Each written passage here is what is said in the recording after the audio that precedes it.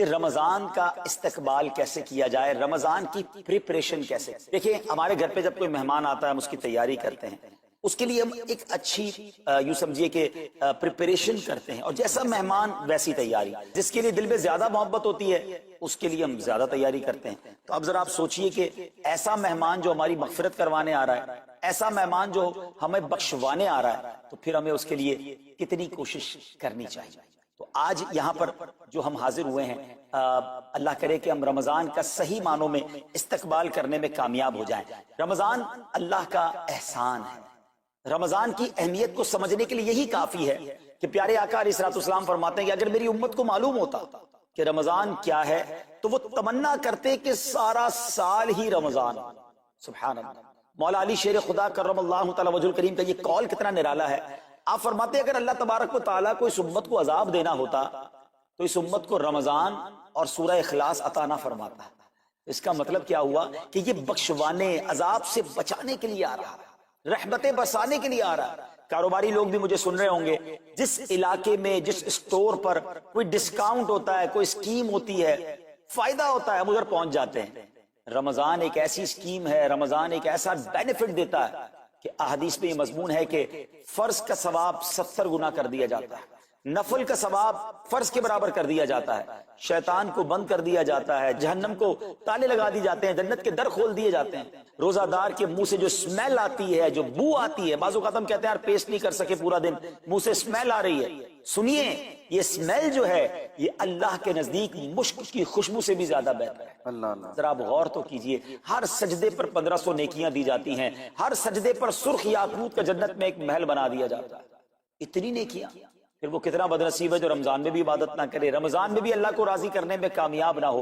روزانہ افطار کے وقت 10 لاکھ گناہگار بخش دیے جائیں، اور جناب ہر جمعے کو جب رمضان میں جمعہ آئے تو ہر لمحے 10 لاکھ گناہگار بخشے جائیں، تو کروڑوں اربوں لوگوں کی بخشش گویا رمضان میں ہونی ہے۔ تو پھر ہمیں اس کی کیسی تیاری کرنی چاہیے، کتنا ثواب کمانے کے بارے میں سوچنا چاہیے۔ لیکن یہاں ایک اور بڑی امپورٹنٹ بات ہے، ایک تو رمضان میں نیکیاں کرنی ہے، دوسرا بڑا کام یہ کرنا ہے کہ ہمیں رمضان میں گناہوں سے بچنا ہے، کیونکہ عادتیں تو ساتھ ہی لگی ہوئی ہیں نا۔ شیطان بند ہے لیکن ہماری اپنی عادتیں، جس کی روز حرام دیکھنے کی عادت ہے، حرام سننے کی عادت ہے، حرام بولنے کی عادت ہے، ایسا تو نہیں ہوگا نا چاند آتے ہی سارے سوئچ آف ہو جائیں گے، وہ عادتیں ساتھ ہی چل رہی ہوتی ہیں۔ غور کیجئے کہ رمضان میں جو گناہ کرتا ہے نا، اس کا عذاب بھی بڑھ جاتا ہے، اس کی پنشمنٹ بھی بڑھ جاتی ہے۔ یہ ایسے ہی ہے کہ کوئی مسجد کے اندر آ کے گناہ کرے، آپ کہیں گے نا یار خدا کا خوف کرو، مسجد میں ایسا کام کر رہے ہو۔ کوئی مکہ شریف حرم میں اندر جا کر گناہ کرے تو کتنا شدید ہو جائے گا وہ۔ تو رمضان جب اتنا مقدس مہینہ ہے، اس میں گناہ کرنا، اس کی پنشمنٹ بھی زیادہ ہے۔ ایک بار مولا علی شیر خدا کرم اللہ تعالی وجہ الکریم نے ایک قبر والے کا حال دیکھا، اور دیکھا اس قبر والے پر عذاب ہو رہا ہے، اور وہ چلانے لگا، عرض کرنے لگا اے علی میری مدد فرمائیے، اللہ کی بارگاہ میں سفارش کیجئے۔ مولا علی شیر خدا نے ہاتھ اٹھائے کہ اے مولا اسے بخش دے۔ ارشاد ہوا اے علی اس کی سفارش نہ کریں۔ عرض کی مولا وجہ کیا ہے؟ ارشاد فرمائے رمضان کے روزے تو رکھتا تھا مگر رات گناہوں سے باز نہیں آتا۔ روزے رکھ کر گناہ کرنے والے کو اتنا عذاب، تو جو روزے ہی نہ رکھے، ایسے بھی لوگ ہیں جو رمضان میں روزے نہیں رکھتے۔ پلیز اس کو ایزی نہ لیں۔ ہمیں نہیں معلوم، پتہ نہیں اگلا رمضان پھر نصیب ہوگا کہ نہیں۔ پچھلے رمضان میں کتنے لوگ تھے جو ہمارے ساتھ تھے، اس رمضان میں نہیں۔ اور اللہ پہلے تو ہم یہ دعا کرتے ہیں اللہ ہمیں یہ رمضان بھی عطا کر دے۔ زندگی کا کیا بھروسہ، دنیا کی جو کیفیت ہے آپ کے سامنے ہے، کبھی بھی جا سکتے ہیں۔ تو پھر اس رمضان کو تو سمجھ لیں بس ایک موقع بنا دیں، لائف چینجنگ ایکسپیرینس بنا دیں، بس اس میں عبادت کرنی ہے، اس میں خوب سجدے کرنے ہیں، اس میں روزے رکھنے ہیں، اس میں تراویح پڑھنی ہے، اس میں گناہ نہیں کرنے ہیں۔ اور آئیے میں آپ کو بتاتا ہوں کہ نبی پاک صلی اللہ تعالی علیہ وسلم رمضان کیسے گزارتے تھے۔ ایک مسلمان کے لیے اس سے بہترین رول ماڈل کیا ہوگا کہ رمضان میرے آقا کیسے گزارتے۔ تو مختلف احادیث کا جو سمری ہے وہ یہ ہے کہ نبی پاک علیہ الصلوۃ والسلام عبادت میں کمر بستہ ہو جاتے، بستر پر کم تشریف لاتے۔ بی بی عائشہ فرماتی ہیں کہ نبی پاک کے چہرے کا رنگ بدل جاتا تھا، متغیر ہو جاتا۔ کیوں؟ نبی پاک پر خوف خدا طاری ہوتا، آپ گر گڑاتے، آپ رات بھر التجائیں کرتے۔ میرے آقا رو رو کر دعاؤں میں رمضان گزارے، چہرے کا رنگ بدل جائے۔ اور یہاں کچھ لوگ تو وہ ہیں کہ جن کا وزن ہی بڑھ جاتا ہے رمضان میں، اتنا کھانا کھانا ہے، سحری میں زیادہ کھانا ہے کہ سارا دن بھوکا رہنا ہے، افطار میں اس لیے زیادہ کھانا ہے کہ پورا دن بھوکا رہتے، پھر رات کو 2-3 بار مزید کھانا ہے کیونکہ کل روزہ رکھنا ہے۔ تو رمضان فوڈ فیسٹیول نہیں ہے، رمضان عبادت کے لیے آیا ہے. لوگ تیاری کر رہے ہوں گے بھی رمضان کی. وہ کیا کر رہے ہوں گے کہ افطار میں کیا پکانا ہے, سحری میں کیا پکانا ہے, کون سا آئٹم شارٹ ہے. نہیں میرے بیچ یہ جو بھوک کا احساس ہے نا روزے میں, اس کی حکمت علماء نے بیان کی ہے کہ بھوک غربت کا احساس دلاتی ہے, فقیری کا احساس دلاتی ہے, بندے کا غرور تکبر بیٹھ جاتا ہے, کتنے نقاہت میں آ جاتے ہیں ہم, ہمت ہی نہیں ہوتی کوئی کام کرنے کی. تو یہ احساس دلاتی ہے کہ تیری اوقات کیا ہے, غریب کیسے زندگی گزارتا ہے, فقیر کیسے زندگی گزارتا ہے. لیکن کچھ لوگ وہ ہیں جن کو بھوک نہیں لگتی کیونکہ وہ اتنا کھا لیتے ہیں یا پھر سوتے ہی رہتے ہیں. روزے کی حکمت یہ نہیں ہے. نبی پاک آنسو بہاتے تھے, آقا کا چہرے کا رنگ بدل جاتا. اور پھر بتایا کہ رمضان میں جب جبریل امین نبی پاک علیہ الصلوۃ والسلام کے پاس آتے تو آقا علیہ الصلوۃ والسلام ان کے ساتھ قرآن پاک کا دور فرماتے. اور پھر ایک اور نبی پاک کا خوبصورت انداز کہ پیارے آقا ویسے تو سب سے بڑھ کر سخی ہیں, مگر جب رمضان آتا تو نبی پاک کا دریائے سخاوت ایسے بہتا تھا جیسے تیز آندھی, بلکہ اس سے بھی زیادہ. اللہ, یہ 3-4 چیزیں آپ نے میں نے پکڑ لینی ہے. آقا علیہ الصلوۃ والسلام کے پیچھے پیچھے جانا نا جنت میں. ہم نے بھی یہ کام کیا. یہ راتیں مانگنے کی رات, التجا کرنے کی رات, سجدے کرنے کی رات. ہمیں تہجد بھی پڑھنی ہے, ہمیں انشاءاللہ نوافل بھی پڑھنے ہیں, اور کم از کم قرآن ایک بار تو پورا انڈرسٹینڈ تو کریں نا. تلاوت, ترجمہ, تفسیر کب کریں گے؟ بڑی بڑی ڈگریاں ہیں, بڑے بڑے پاسپورٹ اور جناب بہت سارا سرمایہ ہے, مگر ایک بار بھی قرآن پورا ترجمے اور تفسیر سے نہیں پڑھا ہوگا. بہت سارے لوگ ایسے ہیں. ذرا سوچئے نا. اچھا یہ مہینہ نزول قرآن کا مہینہ ہے, رمضان اور قرآن کو جو خاص نسبت حاصل ہے نا, تو اس مہینے میں قرآن کو پکڑ لیں. آئے اللہ کرے رمضان قرآن کے ساتھ گزرے, ہماری صبح قرآن کے ساتھ ہو, ہماری شام قرآن کے ساتھ, ہم قرآن سمجھنے والے بنے. اچھا میں ایک اور بات بتاؤں, مہینہ کتنا پیارا ہے. صرف اس مہینے میں قرآن نازل نہیں ہوا, باقی بھی جو 3 آسمانی کتابیں ہیں نا, زبور, انجیل, توریت, یہ بھی رمضان میں ہی نازل ہوئی. اللہ کریم نے ان تمام مبارک کتابوں کو نازل کرنے کے لیے رمضان کا مہینہ منتخب فرمایا. اتنا مبارک مہینہ ہے تو ہمیں خوب اس میں تلاوت قرآن کرنی. اور اب دعوت اسلامی نے کتنا آسان کر دیا, تفسیر قرآن عطا فرما دی, صراط الجنان آسان اردو میں, اور پھر جناب اس کو اپلیکیشن پر بھی دے دیا, اس کے PDF بھی جاری کر دیے, ڈاؤن لوڈ کر لیں موبائل میں. اب تو آڈیو تفسیر قرآن بھی آپ کو دے دی. اگر پھر بھی سنیں نہ, پڑھیں نہ, قرآن سے دور رہیں تو یہ ٹھیک نہیں ہے. پلیز اس رمضان کو قرآن کے ساتھ گزاریں. اور پھر جو نبی پاک کا جو سخاوت والا انداز ہے, صدقہ و خیرات کرنا, ہر سائل کو عطا فرمانا, تو یہ بھی ہمارا ایٹیٹیوڈ ہونا چاہیے کہ خوب دل کھول کر خرچ کریں. سب سے پہلے اپنی پوری زکوٰۃ ادا کریں.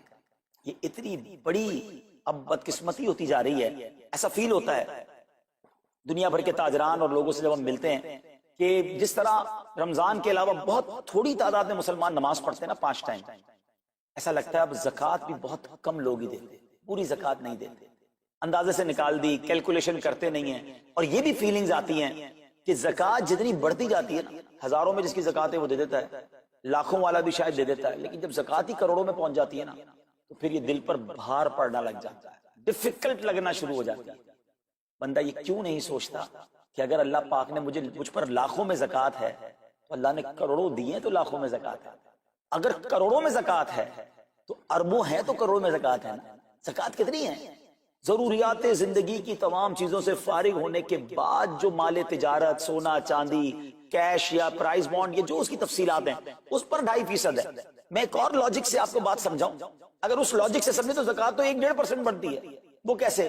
ہم سب کے گھر نکل گئے, اس پہ زکوٰۃ نہیں ہے. ہماری گاڑیاں نکل گئیں, اس پہ زکوٰۃ نہیں ہے. جن کی فیکٹریاں ہیں وہ فیکٹریاں بھی مائنس کر دی گئیں, جن کی دکانیں ہیں وہ دکانیں بھی مائنس ہو گئیں. اچھا جناب اس کے علاوہ اگر کرائے پہ کچھ پراپرٹی دی ہوئی ہے اس پر زکوٰۃ نہیں ہے. اگر ان سب پر زکوٰۃ ہوتی, یعنی جو کچھ میرے پاس ہے ان سب پر ہوتی تو کتنی زیادہ ہو جاتی, اور اتنی ساری چیزیں نکل گئیں, پھر تو اگر ٹوٹل پر لگائیں تو 1-1.5% ہی بنتا ہے.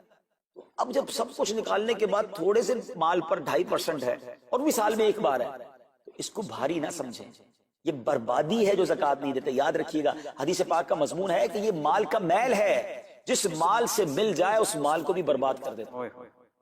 بربادیاں آتی ہیں, بے سکونیاں آتی ہیں, بیماریاں آتی ہیں, اور آگے جو دے دیتا ہے سبحان اللہ, اس کے بارے میں حدیث پاک میں آتا ہے کہ اپنی زکوٰۃ دے کر اپنے مالوں کو مضبوط قلعوں میں قید کر لیں, اپنے مال کو سیکیور کریں. لوگ کہتے ہیں انشورنس ہونی چاہیے, آگ نہ لگ جائے, چوری نہ ہو جائے, ڈوب نہ جائے. اللہ کے حبیب علیہ الصلوۃ والسلام فرماتے ہیں اس کا مضمون ہے کہ جب بندہ اللہ کی راہ میں خرچ کرتا ہے نا, تو وہ صدقہ بندے کے ہاتھ سے نکل کر اللہ کے دستے قدرت میں چلا جاتا ہے, اور اللہ کریم تمہارے صدقوں کو پالتا ہے جس طرح تم اپنے جانور کے بچوں کو پالتے ہو. بچہ ہوتا ہے نا جانور کا، بڑا ہو جاتا ہے. فرمایا بندہ کھجور کا صدقہ دے گا اللہ پہاڑ جتنا عطا فرمائے، اس دن بھی ملے گا اور ملٹیپلائی ہو کر ملے گا. اچھا جو ادھر خرچ کیا ادھر کیا ملے گا؟ ادھر بھی نبی پاک علیہ الصلوۃ والسلام فرماتے ہیں جس کا مضمون ہے میں قسم کھا کر کہتا ہوں، یعنی نبی پاک تو جو فرمائے حق ہے. اس حدیث میں تو آقا علیہ الصلوۃ والسلام قسم اٹھا رہے ہیں کہ میں قسم کھا کر کہتا ہوں کہ اللہ کی راہ میں خرچ کرنے سے مال کم نہیں ہوتا، نہ ادھر کم ہونا ہے اور ادھر بھی ملنا ہے. تو پھر تو سودا اب کتنا نفع والا ہے. اور یہ آپ چیک کر لیں پوری دنیا میں جہاں مجھے سنا جا رہا ہے کہ جو لوگ پوری زکات دیتے ہیں نا ان کا مال ملٹیپلائی ہوتا ہے، اگلے سال زیادہ زکات دے رہے ہوتے ہیں. زیادہ زکات کیسے ہو گئی؟ کیونکہ مال بھی بڑھ گیا. تو ادھر بھی بینیفٹ ہے ادھر بھی بینیفٹ ہے، نقصان کا سودا ہی نہیں ہے. پھر چاہتے ہو بلاؤں سے بچ جائیں تو روایتوں کا مضمون ہے کہ صدقہ بلا اور بندے کے بیچ میں آ جاتا ہے. بلا اترتی ہے صدقہ روک لیتا ہے، لڑائی کرتا ہے اس سے، اور بندے پر بلائیں اور پرابلمز اور ڈیفیکلٹیز آنے سے اسے روکتا ہے. اگر چاہتے ہیں کہ برائیوں کے دروازے بند رہیں، چاہتے ہیں کہ بری موت سے بچیں، چاہتے ہیں کہ رزق میں اضافہ ہو، چاہتے ہیں کہ بلاؤں سے بچیں، ادھر بھی مال میں اضافہ ہو ادھر بھی خزانے ملیں، تو اللہ کی راہ میں دل کھول کر خرچ کریں. اور یہ مہینہ it's the right month for generosity, یہ بہترین مہینہ ہے سخاوت کرنے کا، کیونکہ نبی پاک کا یہ انداز تھا کہ رمضان میں خوب سخاوت فرماتے. تو غریبوں کی مدد کریں، ایسی مدد کریں کہ چہروں پہ مسکراہٹیں آ جائیں، لوگوں کے دسترخوان اچھے ہو جائیں، ان کے گھروں میں بھی کچھ اچھے کھانے پہنچ جائیں. اور اس میں سب سے بہترین طریقہ یہ ہے کہ اپنے غریب رشتہ داروں کو آپ مدد کریں. اگر وہ مستحق ہے نا زکوٰۃ کے تو حق ہے کہ سب سے پہلے اپنے غریب رشتہ داروں کو، پھر زکوٰۃ بچ جائے. تو عاشقان رسول کی عظیم الشان بڑی تحریک دعوت اسلامی آپ کے سامنے ہے جو دین متین کی خدمت کر رہی ہے. جامعۃ المدینہ ہیں، مدرسے ہیں، بچے اور بچیاں عالم بن رہے ہیں، عالمہ بن رہے ہیں، حافظ بن رہے ہیں، ناظرہ قرآن، اور ان سے کوئی فیس بھی نہیں لی جا رہی. ہزاروں بچے فری آف کاسٹ ہمارے پاس ایکوموڈیشن رکھے ہوئے ہیں جن کو کھانا پینا رہنا دعوت اسلامی نے دینا ہے. آپ ذرا سوچئے یہ امت کی کتنی بڑی خدمت ہے کہ علماء دینا، حافظ قرآن، مسجدوں کے امام یہاں سے پروڈیوس ہوتے ہیں. اور پھر آگے چلیں تو دعوت اسلامی نے اسلامک میڈیم اسکول بنائے دارالمدینہ، پھر سال کی 600 کے قریب مسجد دعوت اسلامی بناتی ہے. میڈیا کے ذریعے جو بے حیائی پھیلائی جا رہی تھی تو مدنی چینل اردو، پھر مدنی چینل انگلش، پھر مدنی چینل بنگلہ. اب بچے مذہبی پروگرام اتنا غور سے نہیں دیکھتے تھے، وہ اپنے بچوں کے آئٹمز دیکھنا چاہتے تھے، تو گناہوں بھرے کارٹونز اور پروگرام سے اور پوئمز سے چھڑانے کے لیے Islamic poems, Islamic cartoons, Islamic بچوں کے پروگرام، تاکہ بچے بھی جو ہے وہ الحمدللہ بچے رہیں. اور اب اس کی کیا زبردست پاپولیرٹی ہے کہ آپ کڈز مدنی چینل کے یوٹیوب چینل پہ جائیں، ہمارا ایک ایک کلپ 10 ملین 12 ملینز میں دیکھا جا رہا ہے. تو کون دیکھ رہا ہے؟ وہ بچے جو گناہوں بھرے کارٹونز دیکھتے تھے اب الحمدللہ اللہ رسول کی باتیں وہاں سن رہے ہیں. پھر آگے چلیں تو دعوت اسلامی جناب یہ دینی کاموں کے ساتھ ساتھ جو ویلفیئر کے کام کر رہی ہے، غریب مسلمانوں کی امداد کا کام، زلزلے اور سیلاب زدگان کی ریسکیو کرنے کا کام، گونگے بہرے نابینا اور معذور افراد کی ریہیبلیٹیشن کا کام، تھیلیسیمیا کے مریضوں کو خون دینے کا کام، 26 لاکھ مسلمانوں کو دنیا بھر میں راشن کھانا پانی صرف اس ایک سال میں دعوت اسلامی نے پہنچایا. تو یہ کمال کی آرگنائزیشن ہے. دیکھیں آپ دنیا کی بہت ساری این جی اوز کو جانتے ہوں گے، کوئی مدرسے چلاتا ہے تو مدرسے ہی چلاتا ہے، کوئی مسجد بناتا ہے تو مسجد ہی بناتا ہے، کوئی کھانا کھلاتا ہے تو کھانا ہی کھلاتا ہے، کوئی جناب غریبوں کی مدد تو وہی کام، کوئی ہاسپٹل تو ہاسپٹل. دعوت اسلامی ان ون امبریلا اتنے ساری ڈائیورسٹی کے ساتھ جو دین کی خدمت کر رہی ہے، دنیا میں اس کی مثال نہیں ملتی ہے. لاکھوں لوگوں کو دین بھی سکھایا جا رہا ہے، غیر مسلموں کو مسلمان بھی بنایا جا رہا ہے، بے عملوں کو با عمل بنایا جا رہا ہے، بے پردہ خواتین کو با پردہ بنایا جا رہا ہے، بے نمازیوں کو نمازی بنایا جا رہا ہے، ماں باپ کے نافرمان فرما بردار ہو رہے ہیں، شراب اور نشے کی عادی چھوڑ کر نمازی بن رہے ہیں. تو جہاں مریض ہیں ان کو خون بھی دیا جا رہا ہے، گھر میں بیٹھ کر میڈیا کے ذریعے اور سوشل میڈیا کے ذریعے لوگوں تک دین پہنچایا جا رہا ہے. تو یہ کمال کی ڈائیورسٹی ہے. تو میں تو سچ بتاؤں یہ جملہ کہا کرتا ہوں کہ میرے اور آپ کے پیسوں کا نصیب ہے کہ وہ دعوت اسلامی میں لگ جائے. تو یہ آپ آگے بڑھیے اور دین کے اس کام میں مزید حصہ ملائیے. خاص طور پہ فار ایسٹ میں آپ دیکھ لیں، کوریا میں، ہانگ کانگ میں، اور جناب یہ سری لنکا میں، تھائی لینڈ میں، ملیشیا میں، کتنے جاپان میں، کتنے ملکوں میں دعوت اسلامی کام کر رہی ہے اپنی اپنی بساط کے مطابق. اور لیکن ابھی مزید ادارے بنانے ہمیں ان ملکوں میں بھی بنانے، ان ملکوں میں بھی آگے بڑھنا ہے. تو اگر آپ بھی چاہتے ہیں کہ میرے آقا کے عشق کا پیغام، سنت رسول کا پیغام، مسلک اعلی حضرت کا پیغام، نبی پاک کے دین کا پیغام پوری دنیا میں پھیلے، تو وی ہیو ٹو سپورٹ دعوت اسلامی. نہ صرف فائنینشلی، پریکٹیکلی بھی ہمیں آپ بھی چاہیے. خود حصہ ملائے نا. سیدنا عثمان غنی رضی اللہ تعالیٰ عنہ نے صرف مال نہیں دیا تھا، آپ پریکٹیکلی بھی نبی پاک کے ساتھ شریک ہوتے تھے نا، تو آپ اپنے احتیاط بھی دیں، اور دنیا کے جن ملکوں میں آپ مجھے سن رہے ہیں دعوت اسلامی والوں کے دست و بازو بنے. کمزوری کہاں نہیں ہوتی، ہاں ہمارے گھر میں کمزوری ہوتی ہے، ہم سب مل کر کام کریں گے تو کمزوریاں بھی دور ہوں گی اور ترقی آ جائے گی اور ہمیں اس کا ثواب بھی ملے گا. تو آج میں دنیا بھر میں جہاں مجھے دیکھ رہے ہیں، پلیز اچھی نیتیں کریں. اچھا ایک بات اور سن لیں، ہم بعض اوقات کیا سوچتے ہیں کہ ہمارے ملک کا خرچہ مثال کے طور پہ $20,000 وہ ہم لوگوں نے کر لیا، اب اور چندے کی کیا ضرورت ہے. دعوت اسلامی کسی ایک ملک کی نہیں ہے، انٹرنیشنل دعوت اسلامی کے لیے سوچیں. دنیا میں جہاں بھی دین کا کام ہو رہا ہے وہ میرا ہے. یہ میں اپنے ملک اور اپنی سٹی کے بارے میں سوچوں گا تو شاید میں بڑا کام نہ کر سکوں. آپ کو تو موقع مل رہا ہے انٹرنیشنلی مدنی کاموں میں اپنا حصہ ملائیں. دعوت اسلامی کو دل کھول کر سپورٹ کریں. ہم انشاءاللہ جتنے احتیاط بڑھیں گے انشاءاللہ مزید مدنی کام بڑھانے کا ارادہ رکھتے ہیں. اللہ کریم اپنی بارگاہ میں ہم سب کا جمع ہونا قبول فرمائے اور دل کھول کر خرچ کرنا نصیب فرمائے، اور اس رمضان کو ہماری مغفرت کا ذریعہ بنا دے. اس رمضان کو نبی پاک علیہ الصلوۃ والسلام کے نقش قدم کے مطابق چل کر گزارنے کی توفیق عطا فرمائے. صلو علی الحبیب صلی اللہ تعالی علی محمد صلی اللہ علیہ وسلم. پیارے پیارے اسلامی بھائیوں، الحمدللہ ایک بار پھر جمعے کا دن رب کریم نے ہمیں عطا کیا. جمعہ کا دن یہ رحمتوں اور برکتوں کے نزول کا دن ہے. اس دن کی اہمیت کا اندازہ اس بات سے لگائیں کہ اس دن کی فضیلت کو بیان کرنے کے لیے قرآن مجید فرقان حمید میں ایک پوری سورت جس کا نام ہی سورہ جمعہ ہے وہ نازل فرمائی گئی. جمعے کے دن کو بڑے اہتمام کے ساتھ بہت سارے نیک اعمال بجا لانے کے ساتھ منانا چاہیے. علماء فرماتے ہیں جمعہ کی ایک نیکی 70 نیکیوں کے برابر ہے. تو کوشش کریں کہ زیادہ سے زیادہ نیک اعمال جمعے کے دن کریں. حدیث پاک سناتا ہوں، میرے آقا مدینے والے مصطفیٰ صلی اللہ علیہ وسلم کا فرمان، مسلمان جب تک مجھ پر درود شریف پڑھتا رہتا ہے فرشتے اس پر رحمتیں بھیجتے رہتے ہیں. اب بندے کی مرضی ہے کم پڑھے یا زیادہ. اب اس حدیث میں جو یہ آخر میں فرمایا نا کہ بندے کی مرضی ہے کم پڑھے یا زیادہ، اب مثال کے طور پہ سمجھانے کے لیے کوئی بندہ ساتھ میں بیٹھا ہو اور ہر درود پر کوئی اسے 5,000 روپے کا نوٹ پکڑاتا رہے کہ جتنے درود پڑھو گے تمہیں پیسے ملتے رہیں گے. اب بندے کی مرضی ہے کم پڑھے یا زیادہ. اب بتائیں کتنے درود پڑھے گا وہ پڑھتا ہی رہے گا، کہے گا اور کوئی کام ہی نہیں کرنا، اس سے اچھا کام کیا ہے. اب جب میں آیا تو میں نے دیکھا ماشاءاللہ آپ میں سے کافی لوگ آ چکے تھے. تو جب بھی آپ کو بریک ملے نا، جیسے کسی کا انتظار کر رہے ہیں یا بیٹھے ہیں، تو وہ وقت ضائع نہیں ہونا چاہیے. اس میں ذکر و درود پڑھتے رہا کریں. بیٹھے بیٹھے نیکیاں مل رہی ہیں، جتنا درود پڑھیں گے اتنی رحمتیں برستی رہیں گی. سبحان، تلاوت کر لیں، درود پڑھ لیں، ذکر کر لیں. تو اپنے وقت کا بہترین استعمال کرنا سیکھیں تو انشاءاللہ اس میں خوب برکتیں ملیں گی. بالخصوص جمعہ کے دن تو ایک ٹارگٹ رکھیں کہ ایٹ لیسٹ 200 بار درود پاک ضرور پڑھا کریں. میں حدیث کوشش کرتا ہوں کہ ہر جمعے کو ریپیٹ کروں کہ میرے آقا علیہ الصلوۃ والسلام کا فرمان جس کا مضمون ہے کہ جو جمعہ کے دن 200 مرتبہ درود پاک پڑھے اس کے 200 برس کے گناہ معاف کر دیے جاتے ہیں. اب یہ 200 برس تو ہم نے جینا نہیں ہے، مگر یہ مثال بھی ہوتی ہے کہ یعنی زندگی بھر میں جتنے گناہ ہیں. اچھا جہاں بھی ساری زندگی کے گناہ معاف کرنے کی بات آئے گی تو اس فضیلت کے تحت علماء لکھتے ہیں یہ صغیرہ گناہ معاف کرنے کی بات ہوتی ہے. جتنے بھی کبیرہ گناہ ہوتے ہیں اللہ پہلے تو ہمیں ان گناہوں سے محفوظ رکھے، مگر وہ گناہ توبہ سے ہی معاف ہوتے ہیں. تو اس میں پھر توبہ کو بھی شامل کریں. استغفر اللہ ربی من کل ذنب واتوب الیہ. اور جب بھی استغفار پڑھیں تو گناہ یاد بھی کریں، شرمندگی بھی ہو. میں کسی سے معافی بھی مانگ رہا ہوں اور ہنس بھی رہا ہوں، ایسا تو نہیں ہوتا. بندہ چہرہ بھی تو ویسا بناتا ہے. تو جب اللہ سے معافی مانگ رہے ہیں تو ایٹ لیسٹ دل میں ندامت ہو، شرم ہو، گناہ یاد ہو. تو درود پاک اور استغفار کا اگر آپ کمبینیشن بنا لیں گے تو اللہ کی رحمت سے امید ہے کہ درود پاک صغیرہ گناہ معاف کروا دے گا انشاءاللہ. اور توبہ جو ہے اللہ کی رحمت سے بڑی امید ہے کہ وہ کبیرہ گناہوں کی معافی کا سبب بنے گی.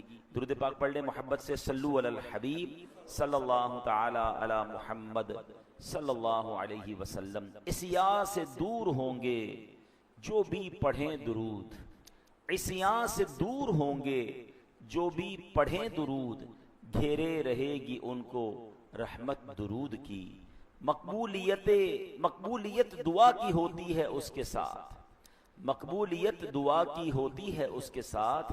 دیکھی ہے یہ بھی اکثر حکمت درود کی. اللہ درود پاک کی کثرت کی توفیق عطا فرمائے۔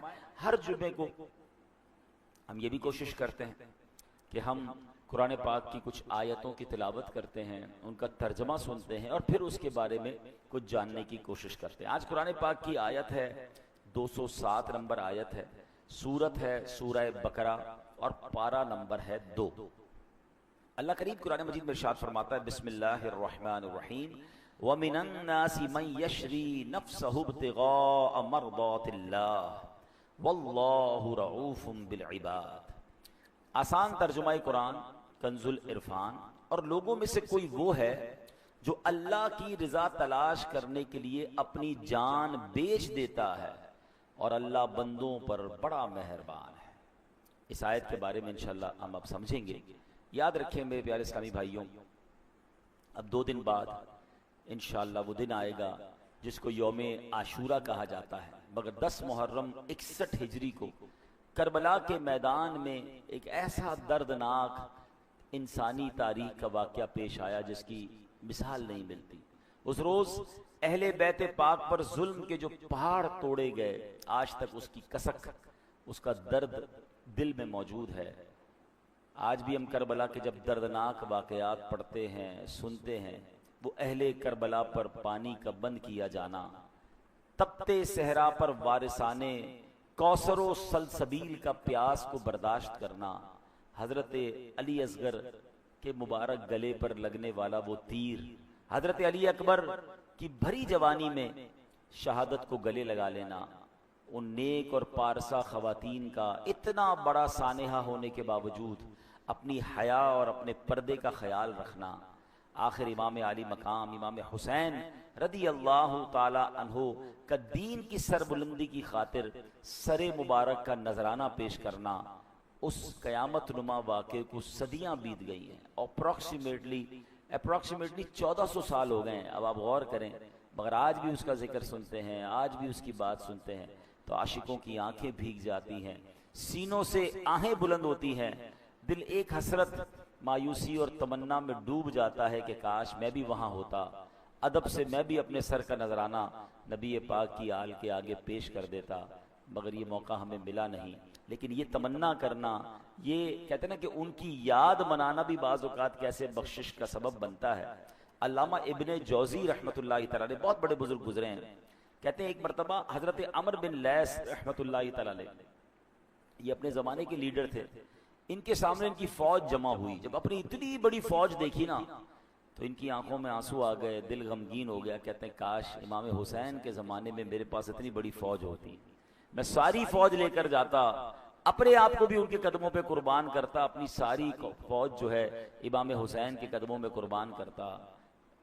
راوی لکھتے ہیں کہ حضرت عمر بن لیث کا جب انتقال ہوا نا تو مرنے کے بعد کسی نے پوچھا آپ کے ساتھ کیا معاملہ ہوا، تو وہ کہتے ہیں کہ جو ایک بار محبت امام حسین میں دل میں جو خیال آیا تھا نا کہ اگر میں بھی وہاں ہوتا، میری فوج بھی وہاں ہوتی اور ہم سب ان کا ساتھ دیتے، تو اللہ کریم نے اس مبارک خیال کی برکت سے میری بخشش فرما دی۔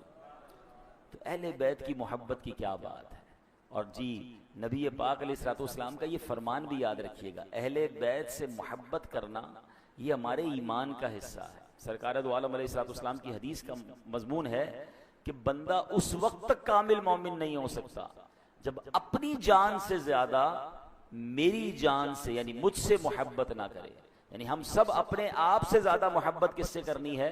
نبی پاک علیہ الصلوۃ والسلام۔ پھر فرمایا اور اپنی اولاد سے زیادہ میری اولاد سے پیار نہ کرے، یعنی ہمیں اپنے بچوں، اپنی فیملی اور اپنے خاندان سے زیادہ جس سے محبت کرنی ہے وہ میرے آقا علیہ الصلوۃ والسلام کے اہل بیت سے کرنی ہے، اور یہی ہمارے ایمان کا تقاضا ہے۔ میرے پیارے اسلامی بھائیوں، یاد رکھیے یہ حادثہ، یہ جو واقعہ کربلا ہے، یہ حادثے کی طرح نہیں اس کو ٹریٹ کرنا کہ ایک انسیڈنٹ ہو گیا تھا، ایک سانحہ ہو گیا۔ سانحہ دنیا میں تو بہت سارے ہوئے ہیں، ابھی پچھلے دنوں پلین کریش ہوا، کبھی ٹرین کا حادثہ، کبھی کوئی معاملہ، کبھی کہیں کوئی جنگ ہو گئی۔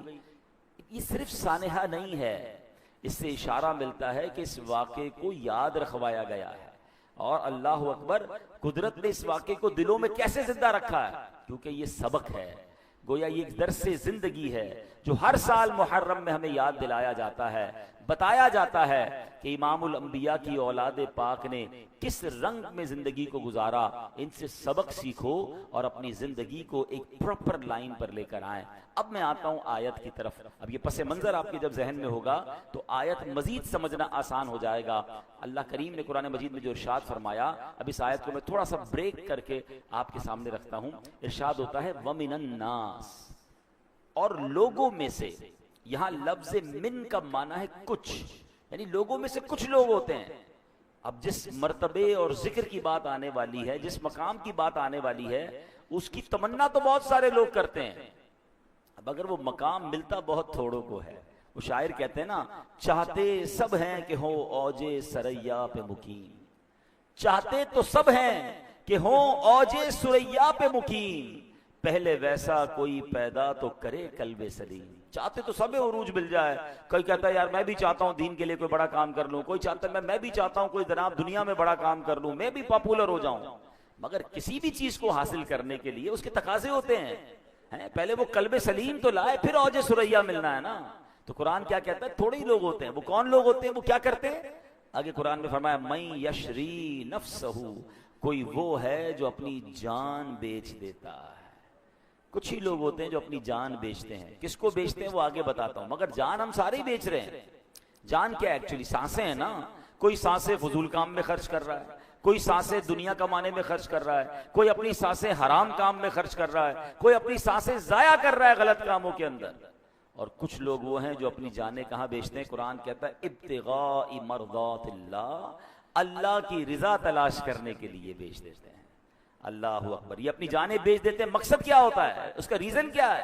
آگے قرآن کہتا ہے واللہ رؤوف بالعباد, اور اللہ بندوں پر بڑا مہربان ہے. اے میرے پیارے اسلامی بھائیوں, امام عالی مقام امام حسین رضی اللہ تعالیٰ عنہ کا ویژن کیا تھا, سوچ اور مقصد جو اس پورے واقعے کے پیچھے کام کر رہا تھا. اللہ اکبر. مولانا حسن رضا خان صاحب نے یہ پوری بات, یہ ویژن ایک شعر میں سمجھایا. وہ کہتے ہیں مصطفیٰ باعے خریدار اس کا اللہ مشتری, خوب چاندی کر رہا ہے کاروانے اہل بیت. اللہ اکبر. آپ فرماتے اس کا بائر کون تھا, اس کا سیلر کون تھا, اور پروڈکٹ کیا تھی؟ وہ کہتے ہیں سیل کرنے والے, بیچنے والے ہیں جناب رسول اللہ صلی اللہ تعالی علیہ وسلم. خریدار کون ہے؟ رب خرید رہا ہے. اور بیچا کیا جا رہا ہے؟ میرے آقا نے اپنی اولاد کی جانیں رب کی بارگاہ میں پیش کی ہیں. ایسے تربیت کی امام حسین اور اپنے خاندان والوں کی کہ سب نے کربلا میں اپنی جانیں دے دی. اور پھر کیا ہوا؟ خوب چاندی کر رہا ہے کاروان اہل بیت. یہ کیسا سودا ہے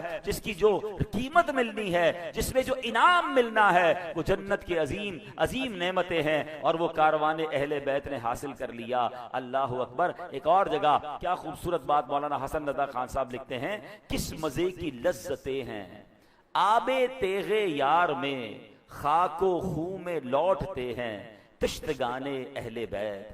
دولت دیدار پائی پاک جانے بیچ کر, کربلا میں خوب ہی چمکی دکانیں اہل بیت. گھر لٹانا جان دینا کوئی تم سے سیکھ جائے.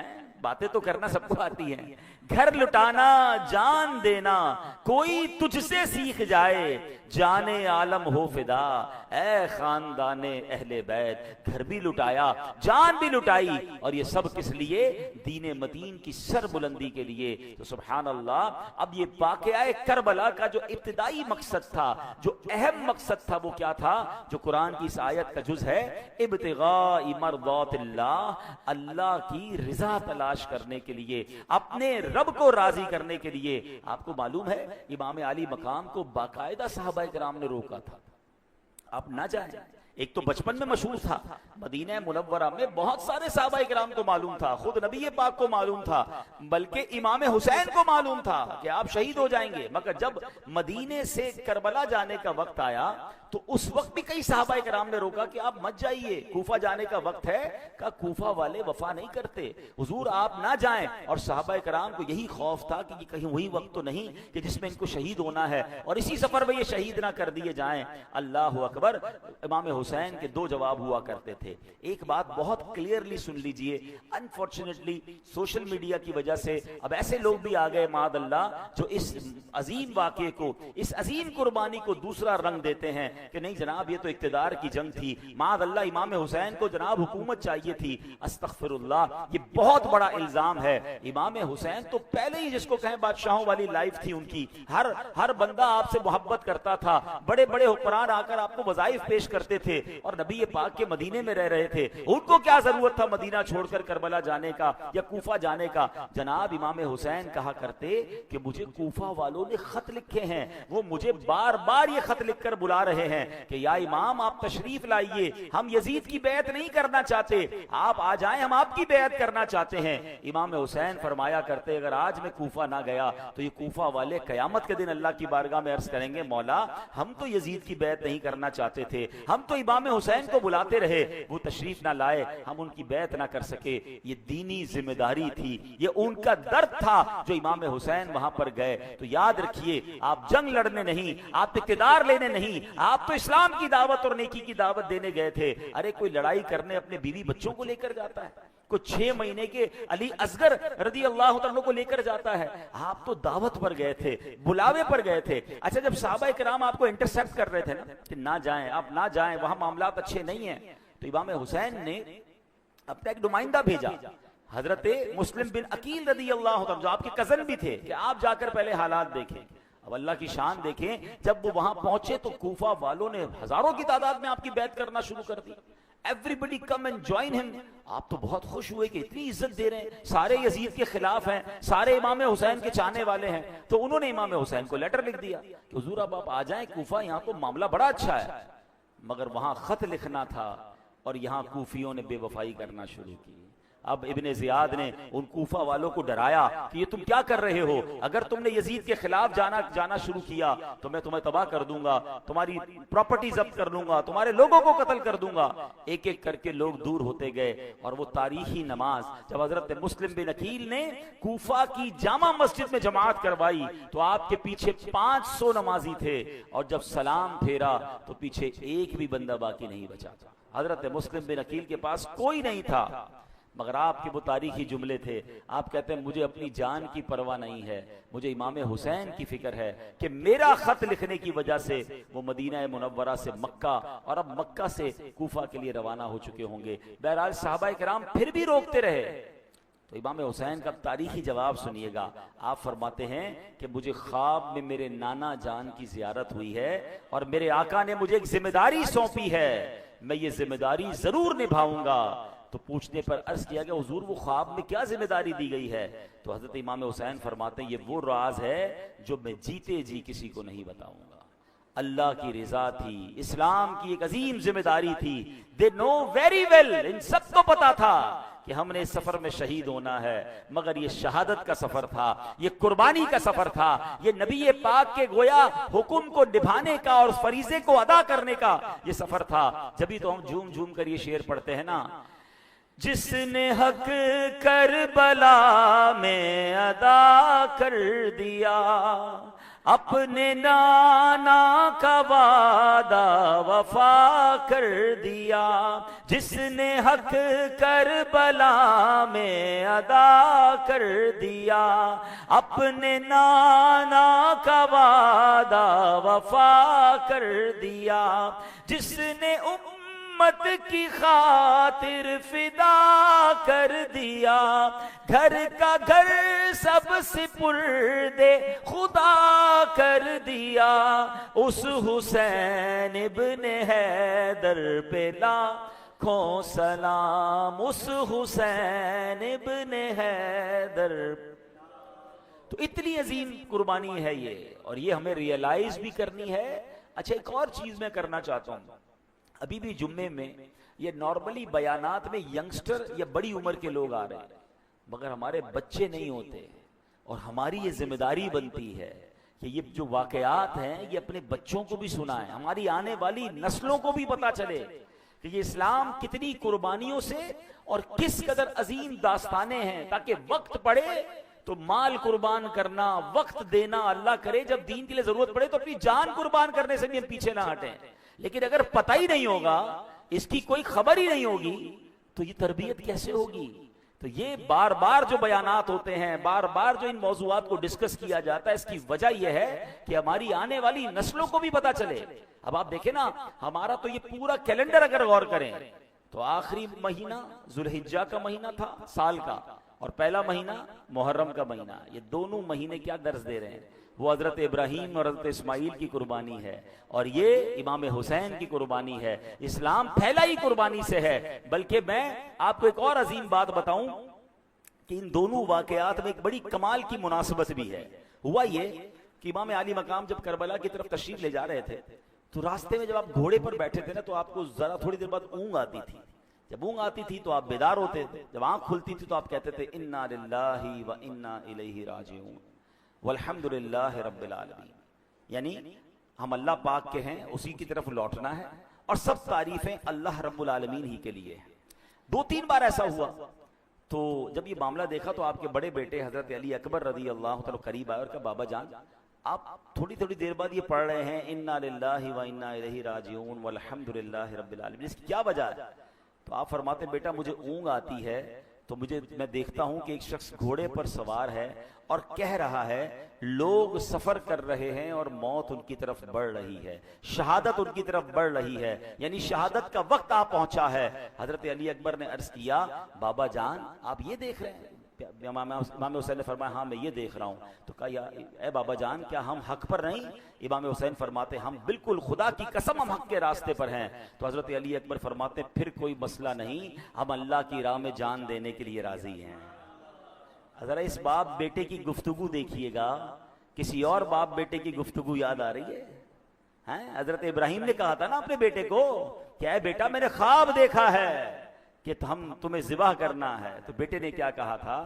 یہ بابا جان اگر اللہ کا حکم ہے تو آپ کیجئے جو آپ نے کرنا ہے، آپ ہمیں صبر کرنے والا پائیں گے۔ صدیوں بعد اسی ابراہیم کی اولاد میں علیہ السلام ایک ایسا خاندان بھی ہے جو باپ بھی جا رہا ہے، بیٹا بھی جا رہا ہے، سفر بھی کربلا کا ہے، اور باپ کو خواب میں بتایا جا رہا ہے کہ شہادت کی طرف بڑھ رہے ہیں۔ اللہ اکبر، وہاں تو بیٹا قربان ہوا تھا، یقیناً وہ عظیم قربانی ہے۔ ارے یہاں تو سارا خاندان قربان ہونے جا رہا ہے، باپ بھی قربان ہونے جا رہا ہے، بیٹے بھی قربان ہونے جا رہے ہیں۔ مگر کمال یہ ہے کہ اللہ کی رضا پر راضی رہنا ہے۔ کیا سناتا ہم نے قرآن میں کہ اللہ کی رضا راضی، اللہ کی رضا پانے کے لیے کچھ لوگ ہیں جو اپنی جانوں کا سودا کرتے ہیں ابتغاء مرضات اللہ، اللہ کی رضا تلاش کرنے کے لیے۔ انہیں معلوم تھا رب کی رضا شہادت میں ہے تو ہم شہید ہونے کے لیے تیار ہیں۔ اے میرے پیارے اسلامی بھائیوں، کاش یہ بات ہمیں سمجھ آ جائے۔ یہاں ایک اور بات سوچنی ہے، شہادت کی طرف جا رہے ہیں اور امام علی مقام کی زبان پر الفاظ کیا جاری ہیں؟ الحمدللہ رب العالمین۔ آئے ہائے ہائے، اللہ کرے کہ یہ جذبہ مل جائے کہ مشکل آئے تو شکوہ نہ ہو، زبان پر اس حال میں بھی رب کا شکر ہو۔ وہ کہتے ہیں نا جہاں عارفین اللہ کے جو نیک بندے ہوتے ہیں نا، بڑی کمال کی بات ہے تھوڑی گہری بات، اگر آپ سمجھ جاؤ گے تو اس کا بڑا کمال کا لطف ہے۔ فرماتے ہیں عام لوگوں کا جہاں مقام صبر ہوتا ہے، اللہ والوں کا وہ مقام شکر ہوتا ہے بڑی گہری بات۔ یعنی ہم عام لوگ جہاں تکلیف میں ہوتے تو کیا کرتے ہیں؟ اول تو صبر بھی نہیں کرتے، لیکن صبر کر جائیں تو بڑی بات ہے۔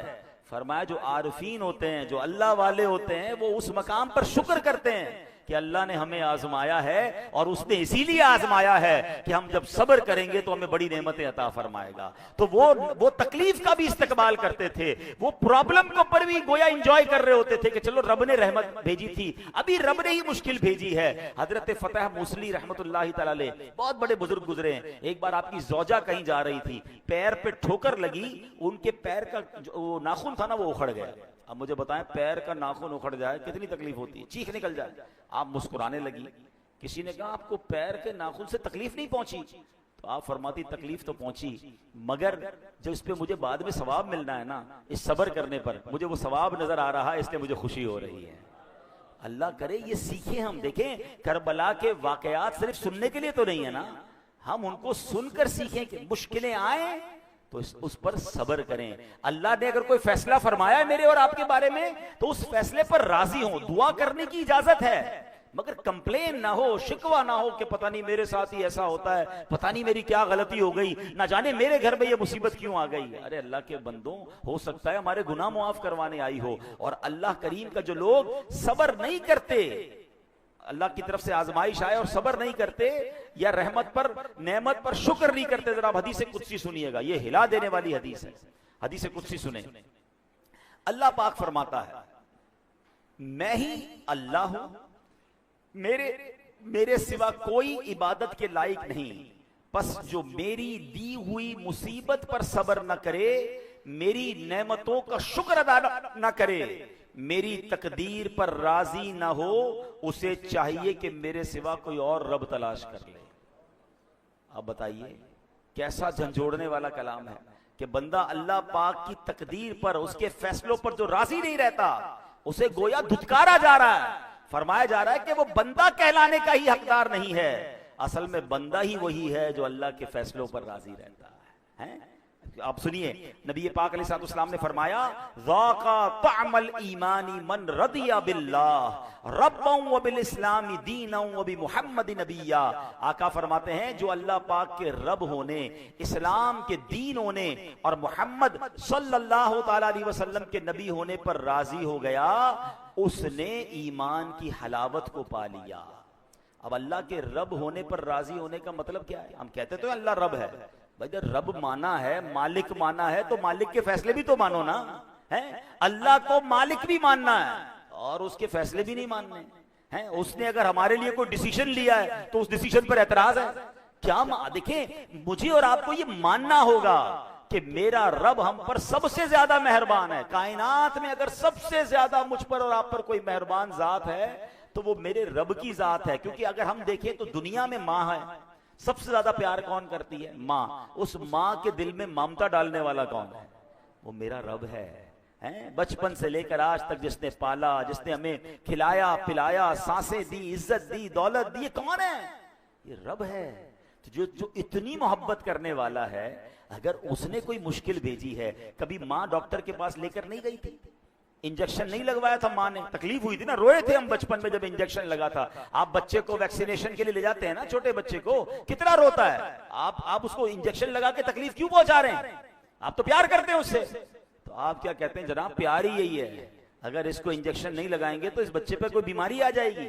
اس کو کوئی چوٹ لگ جائے تو ٹانکے لگواتے تھے؟ نہیں لگواتے تھے. ہماری ماں والد سب لے جاتے تھے، حالانکہ دل میں وہ بھی رو رہے ہوتے تھے، مگر ہمیں وہ ٹانکے لگوائے انہوں نے. وائے کہ وہ ٹانکے لگوانا، وہ کٹ لگوانا، وہ انجیکشن لگانا، وہ دوائی پلانا، وہ کڑوی دوائی جو ہم نہیں پینا چاہتے تھے، زبردستی پلائی ہماری امی نے، ہمارے ابو نے. کیوں؟